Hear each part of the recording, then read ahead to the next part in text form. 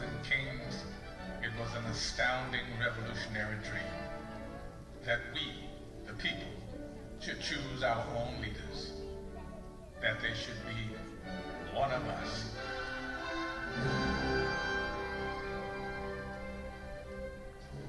This was a dream born of fire, safeguarded by sacrifice during a brutal winter at Valley Forge. Yet it was a dream that was almost over before it had truly begun. The war for independence had left the American colonies bankrupt.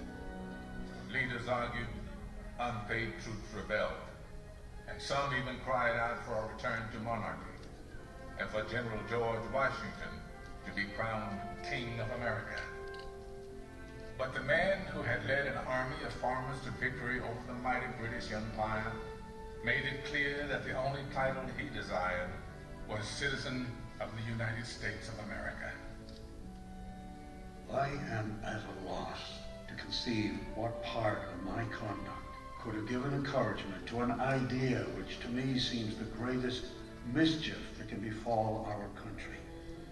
If you have any regard for yourself, banish these thoughts from your mind. But when the new nation finally adopted its constitution, and it came time to elect its first president, there were no doubts about who that president should be. Only he had such doubts. I fear my countrymen will expect too much of me. I walk on untrodden ground. There is scarcely any part of my conduct which may not hereafter be drawn into precedent. In the end, Washington set the most important precedent of all. The man who could have been king stepped down after 2 terms in office and took his place again amongst the people.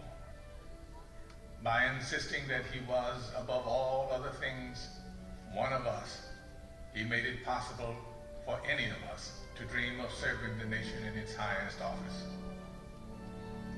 And one day, sure enough, it came to pass that a man who wasn't an aristocrat aspired to the office of president.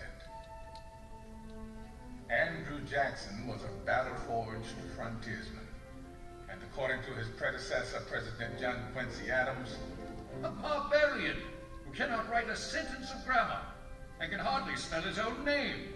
To which Jackson merely replied, "It's a damn poor mind indeed that can't think of at least 2 ways to spell a word." He may have lacked formal education, but he was tough and brilliant. Just the ticket for a new nation of Americans struggling to turn a dream into an enduring reality.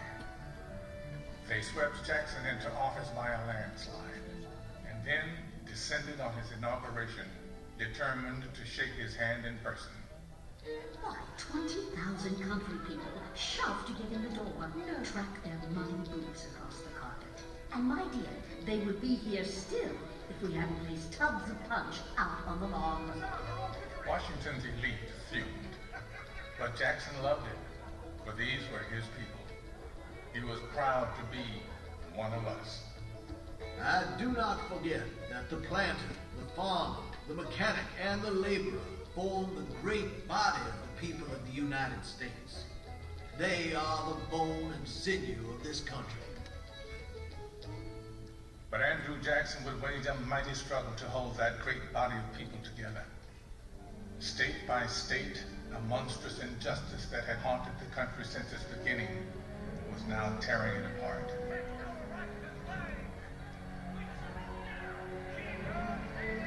As civil war threatened, we searched deep in our heartland for a leader equal to the ordeal ahead. It was perhaps a vindication of the American dream that we found a plain-spoken, self-taught lawyer from Illinois whose campaign platform could be summed up in 5 simple words. All men are created equal. I say this government cannot endure permanently half slave and half free. A house divided against itself cannot stand. Abraham Lincoln's words touched the hearts of reasonable men. And in 1860, we sent him to Washington where he would face the hardest task that any American president would ever face. I know there is a God, and that he hates injustice and slavery. I see the storm coming. I know his hand is in it. If he has a place, work for me. And I think he has. I believe I'm ready. I am nothing. But truth is everything. And with God's help, I shall not fail.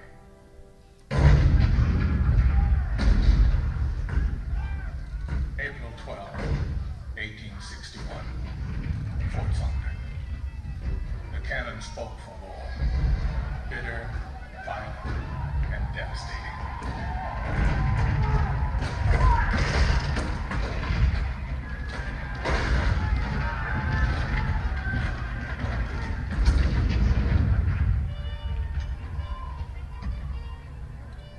The blood of 500,000 Americans was shed in the dark days of our Civil War.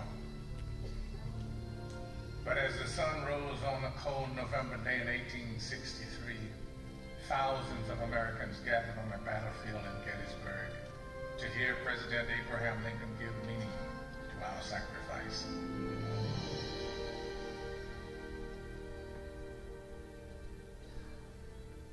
Fourscore and 7 years ago, our fathers brought forth on this continent a new nation, conceived in liberty and dedicated to the proposition that all men are created equal.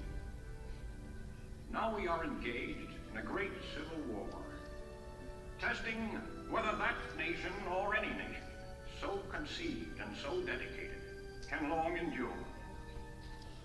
We are met on a great battlefield of that war. We have come to dedicate a portion of that field as a final resting place for those who here gave their lives that that nation might live. It is altogether fitting and proper that we should do this. But in a larger sense, we cannot dedicate, we cannot consecrate, we cannot hallow this ground. The brave men, living and dead, who struggled here, have consecrated it far above our poor power to add or detract. The world will little note, nor long remember what we say here, but it can never forget what they did here. It is for us the living, rather, to be dedicated here to the unfinished work which they who fought here have thus far so nobly advanced.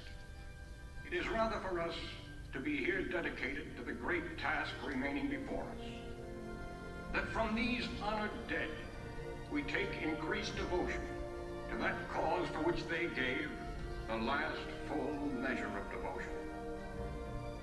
That we here highly resolve that these dead shall not have died in vain, that this nation, under God, shall have a new birth of freedom, and that government of the people, by the people, for the people, shall not perish from the earth.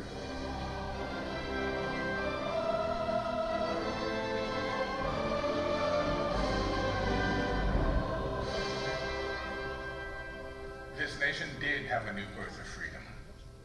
And as our frontiers pushed west, we looked for new leaders that embodied our bold new spirit. Leaders like Theodore Roosevelt, born to wealth and privilege, but imbued with the spirit of the American frontier. He rode with cowboys and led his rough riders up San Juan Hill during the Spanish-American War. This kind-hearted, tough guy fought against monopolies and for the working class. We called him Teddy.